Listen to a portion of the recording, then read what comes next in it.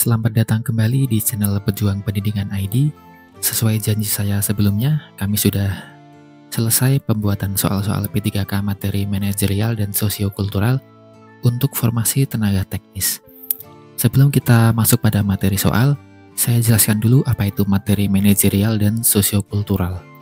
Yang pertama, materi manajerial ini dirancang untuk mengukur keterampilan non-teknis peserta, dalam hal ini yang mendukung kinerja seorang pegawai dalam pelayanan publik. Kompetensi manajerial penting agar seorang pegawai dapat menyusun prioritas pekerjaan dengan baik, mengambil keputusan yang berdampak positif, serta menjalankan peran dan tanggung jawabnya dengan profesional, dengan tujuan memastikan bahwa pegawai dapat bekerja dengan terorganisir, efisien, dan dapat diandalkan, yang sangat dibutuhkan dalam pelayanan publik yang cepat dan tepat. Sementara itu, untuk sosiokultural kurang lebih sama dengan manajerial. Di sini perbedaan yang paling terlihat adalah seorang pegawai diharapkan mampu bekerja secara harmonis di lingkungan kerja yang beragam, memberikan pelayanan publik yang adil tanpa diskriminasi, dalam hal ini memahami, menghargai, dan berinteraksi secara positif dengan berbagai kelompok masyarakat yang beragam dari segi sosial, budaya, dan latar belakang, serta menunjukkan kepekaan terhadap kondisi dan kebutuhan masyarakat. Kemampuan ini sangat penting karena pegawai publik seringkali berinteraksi dengan masyarakat dari berbagai latar belakang, sosial, dan budaya. Baik, saya kira sudah jelas ya, tujuan dan perbedaan dari adanya materi manajerial dan sosiokultural ini. Kita mulai saja soal yang pertama. Kita mulai dari materi manajerial dulu. Seorang kepala teknis di bagian pemeliharaan mesin pada sebuah pabrik mengelola tim yang terdiri dari teknisi senior dan junior. Salah satu mesin utama mengalami kerusakan parah, dan waktu perbaikan terbatas karena mesin tersebut merupakan inti dari jalur produksi. Bagaimana cara kepala teknisi sebaiknya membagi tugas agar perbaikan bisa dilakukan dengan cepat dan efektif? A. Menyerahkan seluruh perbaikan kepada teknisi senior, sementara teknisi junior mengamati agar mereka bisa belajar dari pengalaman tersebut. B. Menugaskan teknisi junior untuk memeriksa masalah dasar terlebih dahulu sebelum teknisi senior turun tangan, dengan tujuan melatih teknisi junior dalam analisis awal. C. Membagi tugas spesifik berdasarkan tingkat keterampilan masing-masing teknisi. Teknisi senior menangani komponen kritis, sementara teknisi junior mengurusi komponen sederhana di bawah pengawasan. D. Memberikan seluruh tanggung jawab kepada teknisi yang dianggap paling berpengalaman, sementara teknisi lainnya ditugaskan untuk pemeliharaan rutin pada mesin lain. Atau E. Menugaskan setiap teknisi untuk mencoba memperbaiki sendiri, kemudian mengadakan pertemuan untuk membahas hasilnya. Dari pertanyaan seperti ini, jawaban yang tepat adalah yang C, yaitu membagi tugas spesifik berdasarkan tingkat keterampilan masing-masing teknisi. Teknisi senior menangani komponen kritis, sementara teknisi junior mengurus komponen sederhana di bawah pengawasan. Jadi jawaban ini tepat karena kepala teknisi itu membagi tugas sesuai keterampilan, yaitu yang senior untuk komponen yang kritis, sementara junior untuk komponen sederhana dengan pengawasan. Ini efektif karena setiap teknisi berkontribusi sesuai keahliannya. Di sini opsi lain tidak begitu optimal ya. Contohnya opsi A dan opsi D. Ini terlalu bergantung pada satu orang, yaitu seniornya. Sementara opsi B hanya fokus pada pelatihan alih-alih efektivitas perbaikan. Yang B ini. Lalu yang opsi E ini kurang efisien karena dalam situasi yang mendesak. Kita lanjutkan. Soal nomor 2. Anda adalah seorang manajer proyek IT yang harus mengelola tim yang terdiri dari programmer senior dan junior untuk mengembangkan aplikasi penting bagi instansi pemerintah. Bagaimana Anda sebaiknya membagi tugas agar proyek dapat selesai sesuai jadwal dan berkualitas? Ini soal mirip seperti soal pertama ya. Yang A. Menyerahkan seluruh tugas pemrograman kepada programmer senior dan membiarkan programmer junior bekerja secara mandiri pada bagian kecil tanpa pengawasan. B. Membagi tugas berdasarkan komponen aplikasi programmer senior menangani komponen kompleks, sementara programmer junior mengurusi komponen sederhana di bawah supervisi senior. Atau C, meminta semua anggota tim bekerja bersama-sama pada setiap tahap proyek agar semua orang memahami setiap bagian proyek. D, menugaskan programmer junior untuk melakukan pengujian awal, sementara programmer senior fokus sepenuhnya pada pengembangan. Atau yang E, menyuruh seluruh tim bekerja pada modul yang sama secara bersama-sama agar tidak ada miskomunikasi. Dari soal nomor 2 ini, jawaban yang tepat adalah yang B, yaitu membagi tugas berdasarkan komponen aplikasi. Programmer senior menangani komponen kompleks, sementara programmer junior mengurus komponen sederhana di bawah supervisi senior. Di sini opsi yang B tepat itu karena pembagian tugas disesuaikan dengan tingkat kemampuan. Jadi programmer senior menangani bagian lebih kompleks, sementara junior menangani yang sederhana dengan supervisi.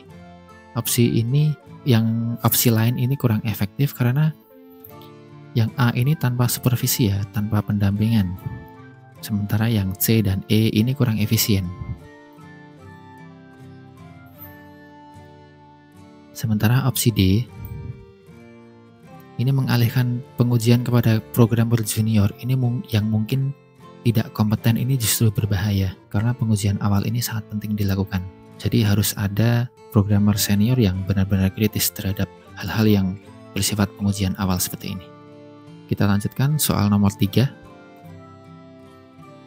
Seorang pegawai P3K di bidang pelayanan publik dihadapkan pada situasi darurat dengan banyak permintaan pelayanan yang masuk sekaligus. Beberapa layanan bersifat mendesak, sementara yang lain tidak terlalu penting. Bagaimana cara terbaik untuk menangani situasi seperti ini? A. Mengelompokkan layanan berdasarkan tingkat urgensi dan menangani yang mendesak terlebih dahulu.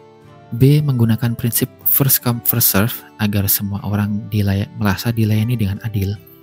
C. Menyelesaikan layanan yang paling cepat diselesaikan agar antrian berkurang lebih cepat. D. Melayani setiap permintaan secara acak untuk menghindari penumpukan pekerjaan tertentu. Atau E. Menunda semua permintaan dan meminta bantuan untuk mengelola antrian. Dari pertanyaan ini, jawaban yang paling tepat adalah yang A. Mengelompokkan pelayanan berdasarkan tingkat urgensi dan menangani yang mendesak terlebih dahulu. Opsi A ini menjadi opsi yang paling tepat adalah karena menangani layanan berdasarkan tingkat urgensi adalah cara yang paling efisien untuk mengelola situasi darurat yang mendesak terlebih dahulu. Jadi yang opsi B dan opsi D ini tidak memperhatikan urgensi. Sementara yang opsi C ini fokus pada durasi daripada kepentingan. Sementara yang opsi E ini justru menimbulkan ketidakpuasan. Jadi jawaban yang tepat adalah yang A. Kita lanjutkan. Soal nomor 4. Dalam evaluasi kinerja tahunan, Anda menemukan bahwa divisi Anda sering membuat keputusan yang terburu-buru tanpa mempertimbangkan data yang cukup. Apa tindakan yang tepat untuk memperbaiki situasi ini? A. Memberikan pelatihan pengambilan keputusan berbasis data. B. Menambahkan anggota tim untuk menganalisis data lebih cepat. C. Membatasi pengambilan keputusan hanya pada pimpinan. D. Menggunakan software khusus untuk membantu analisa data. Atau E. Mendelegasikan keputusan kecil untuk mengurangi beban divisi. Dari pertanyaan ini, jawaban yang paling tepat adalah yang A, yaitu memberikan pelatihan pengambilan keputusan berbasis data. Pelatihan pengambilan keputusan berbasis data memberikan keterampilan yang dibutuhkan bagi tim untuk lebih berhati-hati dalam menggunakan data dengan baik. Opsi yang lain mungkin dapat membantu, tetapi tidak langsung menyelesaikan masalah di dalam permasalahan tim ini. Kita lanjutkan soal nomor 5. Anda adalah seorang analis data di kantor pemerintahan. Saat rapat, Anda memiliki ide untuk meningkatkan efisiensi pengolahan data. Namun, rekan kerja Anda memberikan umpan balik kritis terhadap ide tersebut. Apa langkah terbaik yang harus Anda ambil? A. Menjelaskan kembali ide Anda secara lebih detail untuk meyakinkan rekan kerja.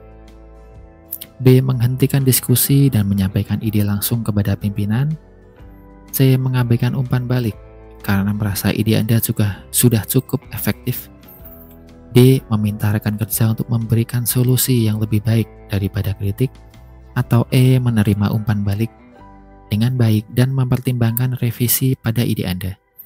Dari pertanyaan ini, jawaban yang paling tepat adalah yang E, yaitu menerima umpan balik dengan baik dan mempertimbangkan revisi pada ide Anda. Jadi, menerima umpan balik dengan baik ini adalah langkah yang mencerminkan komunikasi yang terbuka dan fleksibel, serta menghargai pandangan orang lain. Di sini opsi A mungkin efektif, tetapi dapat dianggap defensif. Sementara opsi B, C, dan D ini menunjukkan ketidaksiapan untuk menerima kritik yang konstruktif. Kita lanjutkan soal yang nomor 6. Kita membahas soal-soal sosiokultural ya. Pak Budi adalah seorang insinyur yang dikirim untuk membantu proyek pembangunan di daerah terpencil. Di daerah tersebut banyak warga yang kurang percaya pada teknologi modern. Apa langkah terbaik Pak Budi untuk memperkenalkan teknologi yang akan diterapkan? A. Memaksakan penggunaan teknologi tanpa banyak diskusi. B. Mengedukasi masyarakat secara bertahap tentang manfaat teknologi yang akan digunakan. C. Mengganti teknologi dengan metode tradisional agar masyarakat tidak keberatan. D. Mengabaikan keberatan warga dan menjalankan proyek sesuai rencana. Atau E. Meminta masyarakat untuk mengikuti petunjuk tanpa mempertanyakan teknologi tersebut. Dari pertanyaan ini, jawaban yang paling tepat adalah B, yaitu mengedukasi masyarakat secara bertahap tentang manfaat teknologi yang akan digunakan. Jadi yang langkah awal adalah edukasi dulu ya. Karena mengedukasi masyarakat secara bertahap ini adalah pendekatan yang tepat untuk membangun kepercayaan. Ini menunjukkan kemampuan adaptasi sosial dalam memperkenalkan perubahan teknologi. Opsi lain mungkin kurang menghargai proses adaptasi dan pemahaman masyarakat tentang teknologi. Kita lanjutkan soal yang nomor 7. Ibu Rina, seorang petugas sosial, sedang menangani program bantuan untuk masyarakat dengan latar belakang ekonomi rendah. Banyak penerima bantuan yang merasa malu untuk menerima bantuan karena takut dianggap bergantung pada pemerintah. Apa yang sebaiknya dilakukan Ibu Rina untuk mengatasi situasi ini? A. Menyatakan bahwa bantuan harus diterima agar program berjalan dengan lancar. B. Mengurangi jumlah bantuan agar penerima tidak terlalu bergantung. C. Menyembunyikan identitas penerima bantuan agar mereka tidak merasa malu. D. Mengadakan sesi diskusi untuk memberikan pemahaman mengenai manfaat bantuan. Atau E. Meminta mereka tetap mengikuti program tanpa memberikan alasan tambahan. Dari pertanyaan nomor 7 ini, jawaban yang paling tepat adalah yang D, yaitu mengadakan sesi diskusi untuk memberikan pemahaman mengenai manfaat bantuan. Jadi mengadakan sesi diskusi untuk memberi pemahaman ini adalah cara adaptif yang menghormati perasaan masyarakat dan membantu mengurangi stigma. Opsi lain mungkin tidak sepenuhnya menghargai aspek sosial atau perasaan masyarakat. Begitu ya teman-teman. Kita lanjutkan soal nomor 8. Pak Rahmat bekerja sebagai penyuluh pertanian di daerah yang masih menggunakan metode tradisional. Warga setempat cenderung enggan menerima inovasi baru dalam pertanian. Bagaimana cara terbaik Pak Rahmat untuk mengenalkan metode baru ini? A. Meminta warga mengikuti metode baru tanpa menjelaskan detailnya. B. Memaksa warga menggunakan metode baru karena lebih efisien.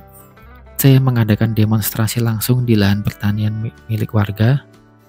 D. Menyampaikan informasi secara tertulis tanpa penjelasan tambahan. Atau E.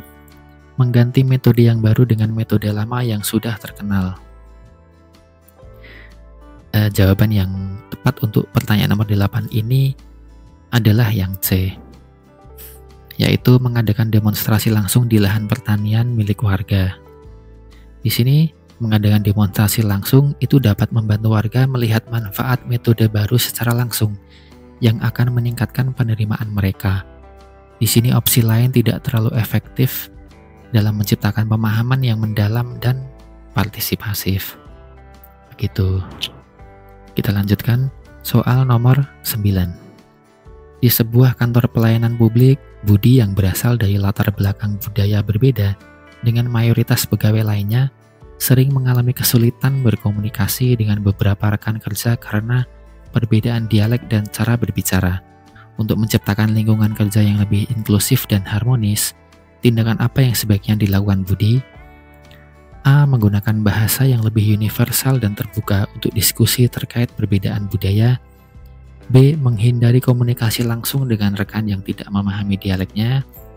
C. Mengadopsi sepenuhnya cara rekan-rekannya untuk beradaptasi. D. Meminta atasannya untuk menugaskan rekan-rekan yang memahami budayanya untuk berinteraksi dengannya. Atau E. Mengikuti gaya komunikasi rekan kerja tanpa mempedulikan kenyamanan dirinya. Jadi pertanyaan ini jawaban yang paling tepat adalah yang A, yaitu menggunakan bahasa yang lebih universal dan terbuka untuk diskusi terkait perbedaan budaya. Jadi penjelasannya adalah karena penggunaan bahasa yang lebih universal dan membuka diskusi terkait perbedaan budaya dapat membantu menciptakan komunikasi yang efektif dan inklusif. Di sini sebagai contoh jawaban yang C dan E ini tidak sepenuhnya mempertimbangkan identitas Budi ya. Jawaban yang B dan D ini dapat menghambat interaksi tim. Oke, kita lanjutkan. Soal nomor 10. Pak Hendra sering melibatkan nilai-nilai budaya daerah dalam kegiatan pembinaan pegawai. Namun beberapa pegawai yang berbeda budaya merasa kurang nyaman dengan pendekatan tersebut. Apa yang bisa dilakukan Pak Hendra untuk menyesuaikan diri dengan kondisi tim yang multikultural? A. Melanjutkan metode tersebut karena merupakan identitas lokal yang perlu diterapkan. B. Menghentikan pendekatan budaya sepenuhnya dalam pembinaan. C. Memodifikasi pendekatan agar sesuai dengan nilai-nilai universal dan mudah diterima semua pegawai. D. Menyampaikan kepada tim bahwa pendekatan budaya akan diteruskan untuk menjaga identitas perusahaan. Atau E. Meminta masukan dari pegawai untuk mempertimbangkan perubahan dalam pendekatannya. Dari pertanyaan ini, jawaban yang tepat adalah C, yaitu memodifikasi pendekatan agar sesuai dengan nilai-nilai universal dan mudah diterima semua pegawai. Penjelasannya adalah karena memodifikasi pendekatan dengan nilai universal itu membantu menghormati semua pegawai.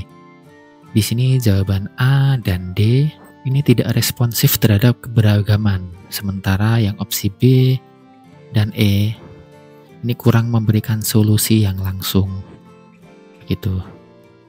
Itu dia 10 soal manajerial dan sosiokultural yang telah selesai kita bahas. Semoga bisa menjadi pedoman dan gambaran bagi teman-teman yang nantinya akan mengikuti ujian seleksi P3K profesi teknis. Kami juga telah menyediakan paket soal latihan dengan lebih dari 100 soal untuk materi ini. Untuk mendapatkannya, Anda bisa cek di deskripsi video ini. Terima kasih telah menonton.